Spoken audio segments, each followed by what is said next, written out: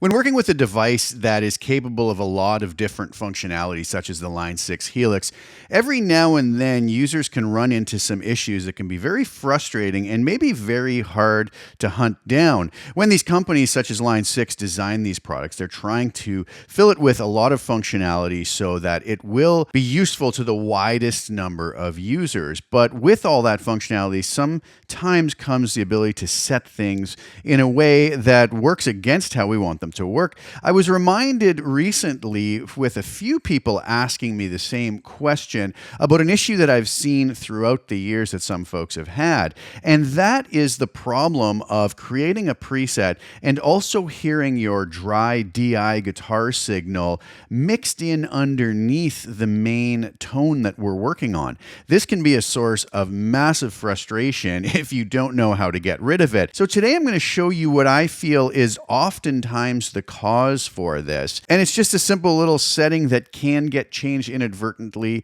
or maybe that we messed around with while testing some ideas out and forgot to switch back. But I just wanted to do a quick video today showcasing this, just so that if you are having this problem, this might be the first place to look, and it could be a very easy 2-second solution to a very frustrating potential problem. All right, so here we are over in HX Edit, and I've got a fairly simple little preset here. This is going to be very similar to a lot of the free presets I put up on my website, where I just have one simple path being used with an amp and a cab, maybe a shelf EQ, a reverb, maybe a parametric EQ for some low and high cuts, and a little bit of compression at the end. So I'm only utilizing a single path in the Helix. Now, today's problem isn't going to be a problem if we are utilizing both paths in the Helix, as most folks oftentimes do. But just because the Helix is capable of utilizing both paths, a lot of times people will create very simple presets. Maybe they just have an amp and a cab and reverb, and they're just utilizing one path. They don't actually spread this over two paths. When we pull up a brand new preset that hasn't been touched in the Helix, what we'll notice is that this input path here is set to multi. The output path is also set to multi.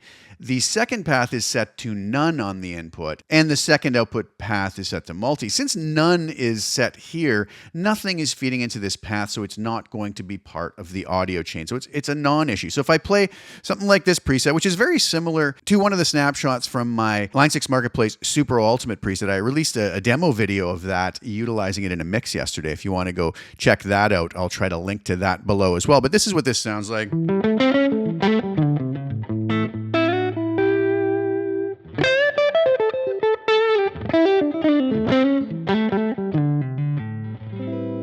On the neck pickup on my Vigier Expert Strat style guitar. This is a bridge pickup. All right, everything is sounding as it should. Works great. I love that preset. I love that amp model.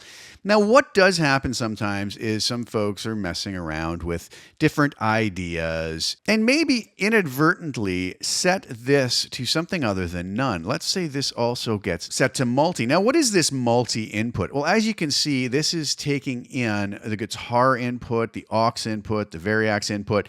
So all of those inputs are going to be feeding this at the same time. We could also set this just to have the guitar inputting into this path as well. So it's not going to have the Variax or the aux in. Now, whether this is set to multi or guitar, my guitar input is going to be now feeding both of these paths. So let's say they both got set to multi. Think about what's happening now. I'm feeding my guitar signal into this top path. It's going out to a multi output, which is going to go to my USB 1.2 to my DAW, which is how you're hearing it now, or maybe feeding out the XLR or line outputs of my Helix floor, which might be getting sent to front of house to an FRFR, whatever that might be.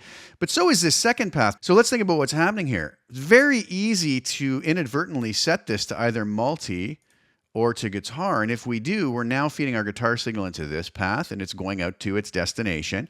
And we're also feeding our guitar into this path, which is not actually being processed. So if I come over here and turn the volume all the way down here, what you're hearing now is this, my DI dry guitar tone. So what's going to happen is, if I bring this back up to a level that I may have had it at, I believe I actually had this more up around +6.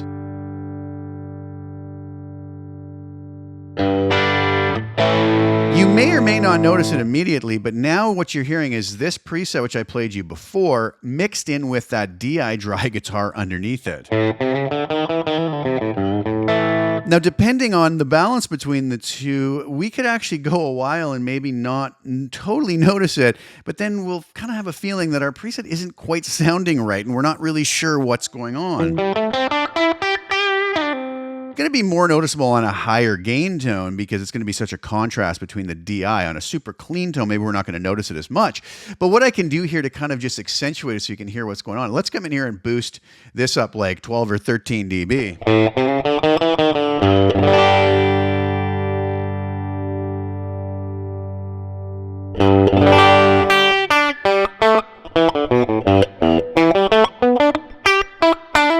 Now it's pretty clear that we can hear, and I hope I didn't get up too high. I really boosted that up. I hope it wasn't clipping anything on the way out. But what we can really hear now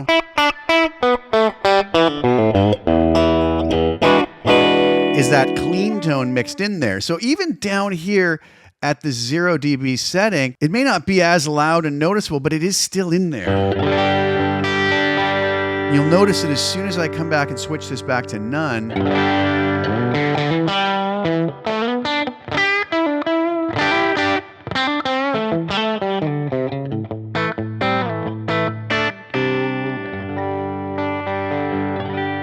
we now have our preset back the way it's supposed to sound. So we do have to be very careful that this little path here doesn't inadvertently get set to something that's going to feed our guitar signal through an empty path and back out to the same destination that we're sending this to, because we will have that DI'd guitar track mixed in with the actual tone we're trying to use, and it can be a giant source of frustration. So I thought I'd do a quick video and give you a heads up about that. All right, what did you guys think? I hope that that was helpful to some folks. I've just seen this problem kind of rear its ugly head a few times now. I've been asked this lately. So I figured I would do this quick video just to pinpoint where this problem may be coming from, and I hope that that fixes it for you. So thanks so much for tuning in. Please like the video, share it with anybody you think would get some use or enjoyment out of watching it. Also, please subscribe to the channel. Hit the little bell notification to get notified when I put new content out. I'll be back really soon with some more. Today I'm going to leave you with a demo video for one of my Line 6 Marketplace presets. The link will be below if you like what you hear and want to go grab yourself a copy of it. Thanks again so much for sharing your time with me. Ciao for now.